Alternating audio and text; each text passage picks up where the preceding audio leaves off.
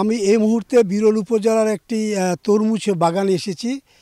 আমরা জানতাম যে আগে তরমুজ মাটিতে এবং নদীর ধারেই হয়, এখন দেখছি মাচায়। এই বাগানটি সম্পূর্ণ মাচার উপর নির্ভর করে এখানে তরমুজ বাগান করেছেন কৃষক মুস্তাফিজুর রহমান। তিনি এখানে 20 শতক জায়গার উপরে তরমুজ চাষ করেছেন। এর আগে তিনি এখানে অন্য ফসল আবাদ করতেন। আমরা সরাসরি মুস্তাফিজুর রহমান কাছেই জানতে চাই যে আগে আপনার এখানে আপনি ফসল আবাদ করতেন, এই তরমুজ কি কারণে এখানে আবাদ করেন এবং আপনাকে এই তরমুজ আবাদ করতে যে কারা উৎসাহিত করছে?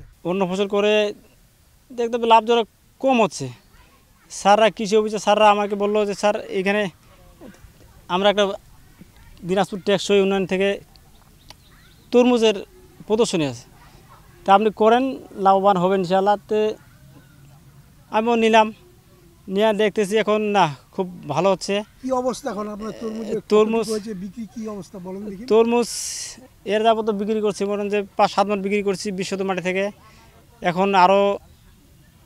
এখনো বহুত আছে, ইনশাআল্লাহ লাভ ভালোই হবে। বিরল উপজেলার কৃষি কর্মকর্তা রয়েছেন রুম্মান আক্তার। কি ধরনের তিনি কৃষকদের সহায়তা করছেন এবং কি পরামর্শ দিয়ে যাচ্ছেন আমরা সরাসরি তার কাছেই জানতে চাব। ট্রেডিশনাল পদ্ধতিতে চাষাবাদ হয় তরমুজ যে মাটিতে, সেটা থেকে বেরিয়ে কিভাবে অসময়ে মানে অফ সিজনে কিভাবে আমরা তরমুজটা বাজারজাত করতে পারি, যার ফলে কৃষক এখন এটার দামটা অনেক বেশি পাচ্ছে। কেজি প্রতি 40 থেকে 50 টাকা হয়তো উনি বাজারে বিক্রি করছেন এবং লাভবান হচ্ছেন।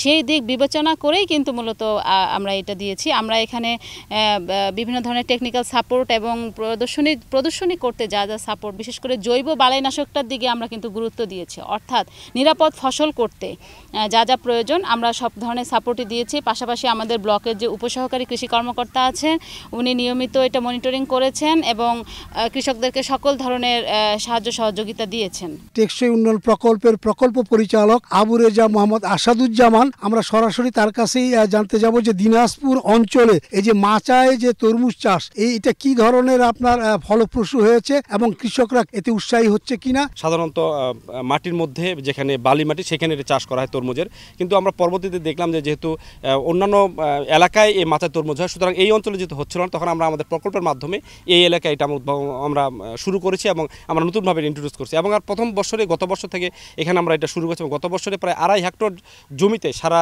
23টা উপজেলায় চাষ করা হয়েছিল। এবার যেটা আমরা রিপোর্ট পেলাম, গতবারের যারা করছেন ওনারা এবার নতুন করে করছে এবং এইবার প্রায় 5 হেক্টর জমিতে আবাদ, প্রায় দ্বিগুণ জমিতে এটার আবাদ হয়েছে। আপনারা জানেন এই মুহূর্তে বাজারে প্রায় যা কৃষক পর্যায়ে 50 থেকে 60 টাকা কেজি পরে দরে বিক্রি হচ্ছে। প্রায় একটাই প্রায় ধরে সর্বোচ্চ 3 কেজি এবং সর্বনিম্ন 2 থেকে 2.5 কেজি করে হচ্ছে এবং প্রতিটা পিসে প্রায় 1-1.5 টাকা করে বিক্রি হচ্ছে যদি আমরা এভাবে ধরি। এবং আমরা আশা করছি যে এটা এই বাংলা আমাদের ক্রপিং প্যাটার্ন আছে, আমরা যেটা বলি যে শস্যের যে আমাদের পর্যায়ে আছে ওইখানে যখন এটা আমরা ভিতরে ঢুকা দিতে পারতেছি অন্যান্য ফসলের মতো, তখন কৃষক এটা চাষ করবে এবং এটার একটা ভালো আমরা একটা ফলপ্রসূ একটা উৎপাদন পাবো বলে আমি মনে করি। মার্শেল, রোজা গোল্ড এবং রঙ্গিলা এই ধরনের তরমুজ আবাদ হচ্ছে এবং সাথী ফসল হিসাবে কিন্তু অসময়ে যেহেতু 12 মাসে তরমুজ আবাদ করা যাবে, এইটি কিন্তু আরো ব্যাপকভাবে ছড়িয়ে দেওয়ার জন্য তারা বিভিন্ন রকম কর্মসূচি নিয়েছেন এবং কৃষকরা কিন্তু অনেক উৎসাহিত হচ্ছে। গোলাম নবী দুলাল, সময় সংবাদ, দিনাজপুর।